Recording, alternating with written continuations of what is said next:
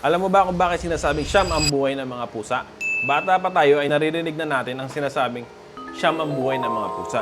Pero kung tatanungin mo yung mga nagsasabi nito, hindi rin nila alam ang tamang sagot. Kaya ngayon pag-usapan natin. Hi guys, this is Dale and today pag-uusapan natin kung bakit sinasabing siyam ang buhay ng mga pusa. Una, ang pinagmulan nito ay nanggaling sa ancient Egypt. Naniniwala ang mga Egyptian na ang Diyos ang Bastet, may anyong pusa ay mayroong siyam na buhay.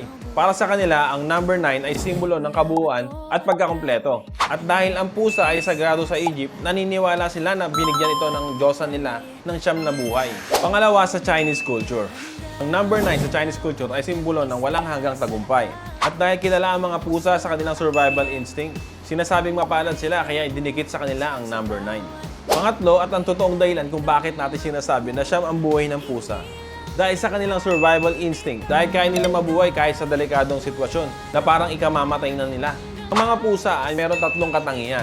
Una dito, ang writing reflex. Pag nahulog ang mga pusa, automatic nilang iniikot ang katawan nila upang makapag-landing ng tama. Pangalawa, meron silang flexible spine. Ang kanilang spine ay kaya mag-absorb ng malakas na impact, hindi kagaya ng mga tao. Pangatlo, ang mga pusa ay napakabilis mag-heal. Kilala sila sa pagiging mabilis sa paggaling, galing sa injury o mga sakit. At alam mo pa, sa ibang bansa, hindi siya mambuhay ng pusa. Turkey at Greece, ano lang namang 7 buhay ang pusa. Pagdating naman sa mga Arabic-speaking countries, 6 lang ang buhay ng mga pusa. Depende talaga sa kultura pero ang sigurado, magaling talagang mabuhay ang mga pusa.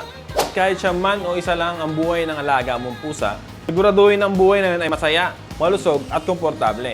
At kung naghahanap kayo ng mga cat food para sa inyong mga alagang pusa, mag-message na kayo sa page namin. Yan lang guys. Salamat.